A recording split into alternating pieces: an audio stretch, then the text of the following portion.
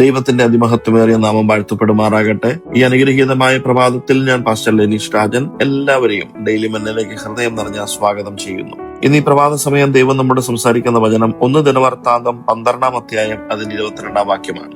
ദാവീദിനെ സഹായിക്കേണ്ടതിന് ദിവസം പ്രതി ആളുകൾ അവന്റെ അടുക്കൽ വന്നു. ഒടുവിൽ ദൈവത്തിന്റെ സൈന്യം പോലെ വലിയൊരു സൈന്യമായി തീർന്നു. ഇന്ന് ഈ പ്രഭാതം വചനം കേൾക്കുന്ന പ്രിയ ദൈവപൈതലേ, ദാവീദിന്റെ കാര്യം പറയുമ്പോൾ അത് വളരെ രസകരമാണ്.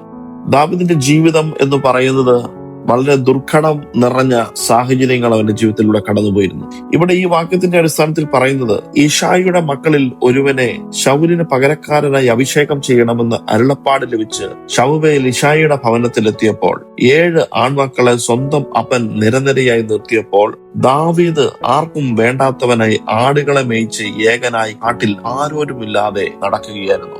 ഇനി പ്രഭാത സമയം ഈ വചനത്തിലൂടെ ദൈവാത്മാവ് പറയുന്നത്, നിങ്ങളെ ആരും കൂട്ടാക്കിയില്ലെങ്കിലും, നിങ്ങളെ ആരും ചേർത്ത് പിടിച്ചില്ലെങ്കിലും, നിങ്ങൾ ഒറ്റയ്ക്ക് ഒരു കാട്ടിലൂടെ പോകുന്ന ഒരു അവസ്ഥയാണെങ്കിലും ദൈവം നിങ്ങളെ കാണുന്നുണ്ട്, ദൈവം നിങ്ങളെ അറിയുന്നുണ്ട്. ഒരുപക്ഷെ ലോകത്തിൽ നിങ്ങൾ ആഗ്രഹിക്കുന്ന തലത്തിലൊരു മാന്യത ലഭിച്ചെന്ന് വരത്തില്ല, നിങ്ങൾ ആഗ്രഹിക്കുന്ന തലത്തിൽ നിങ്ങൾ ഉയർന്നെന്ന് വരത്തില്ല, നിങ്ങൾ ആഗ്രഹിക്കുന്ന തലത്തിൽ നിങ്ങളുടെ കാര്യങ്ങൾ മുന്നോട്ട് പോകണമെന്ന് വരത്തില്ല. പക്ഷേ നിങ്ങളുടെ സാഹചര്യങ്ങളെ മാറ്റുവാൻ ഇന്നും ദൈവം ശക്തനാണ്. അതുകൊണ്ട് ഈ ദാവീദ് ഇവിടെ ഏകനായി നടന്നു. പക്ഷേ ദാവീദിന്റെ സ്ഥിതികളെ ദൈവം മാറ്റിക്കൊടുത്തു.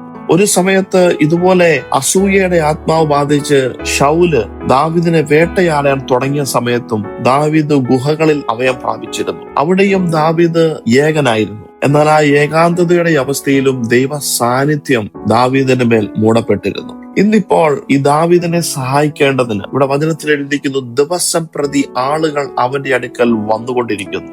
ഈ വചനം ഞാൻ ഈ പറയുമ്പോൾ ഒരുപക്ഷെ നിങ്ങളുടെ ചുറ്റുപാടും ആരുമില്ലായിരിക്കാം നിങ്ങളെ ഒന്ന് കൈത്താങ്ങാൻ, നിങ്ങളൊന്ന് സഹായിക്കാൻ. പക്ഷെ ഈ ദൈവത്തിന്റെ ഈ വചനത്തിലൊന്ന് ആശ്രയിച്ചാൽ, ഈ വചനം പറയുന്നത് പോലെ ദിവസം പ്രതി നിങ്ങളെ സഹായിക്കേണ്ടതിന് ആളുകൾ നിങ്ങളുടെ അടുക്കൽ വന്നുകൊണ്ടിരിക്കും.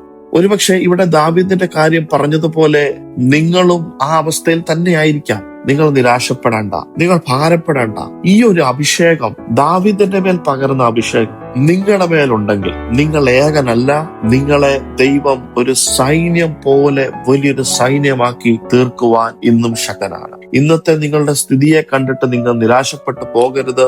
യോബിന്റെ പുസ്തകത്തിൽ ഒരു വാക്യമുണ്ട്, 8-ാം അധ്യായം അതിന്റെ 7-ാം വാക്യം. അതിൽ ഇപ്രകാരം എഴുതിയിരിക്കുന്നു, നിന്റെ പൂർവ്വസ്ഥിതി അല്പമായ തോന്നും, നിന്റെ അന്ത്യസ്ഥിതി അതിമഹത്തായിരിക്കും. ഞാൻ ഒന്നുകൂടെ വായിക്കാം, നിന്റെ പൂർവ്വസ്ഥിതി അല്പമായി തോന്നും, നിന്റെ അന്ത്യസ്ഥിതി അതിമഹത്തായിരിക്കും. ഇത് വചനം വളരെ ആഴമേറിയൊരു വചനമാണ്. നിങ്ങൾക്കിത് പ്രവചനാത്മാവിൽ തന്നെ ഞാൻ ഇത് പ്രമാദം കൈമാറുന്നു. നിങ്ങളുടെ പൂർവ്വസ്ഥിതി ഒരുപക്ഷെ നിങ്ങൾക്ക് അല്പമായിട്ട് തോന്നാം, പക്ഷെ അതിന്റെ അന്ത്യം എന്ന് പറയുന്നത് ഭയങ്കര മഹത്വം നിറഞ്ഞതായിരിക്കും. ഇന്ന് നിങ്ങളെ ഒരുപക്ഷെ ആരും കാണുന്നില്ലായിരിക്കാം, പക്ഷെ ദൈവം നിങ്ങളുടെ ജീവിതത്തിലേക്ക് ഒരുപാട് സഹായങ്ങളെ അയക്കാൻ പോകുന്നു. ശരിയായ മനുഷ്യരെ, ശരിയായ വ്യക്തികളെ നിങ്ങളുടെ മുമ്പാകെ ദൈവം അയക്കും.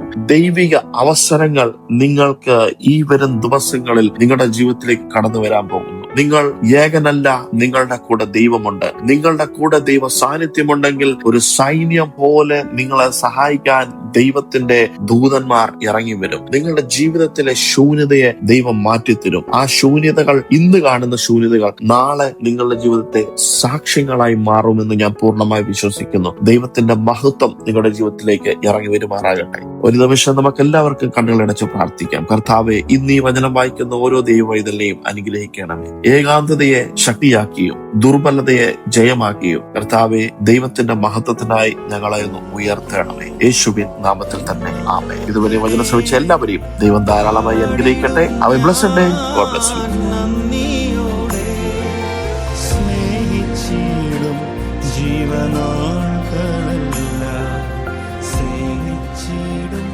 സർവശ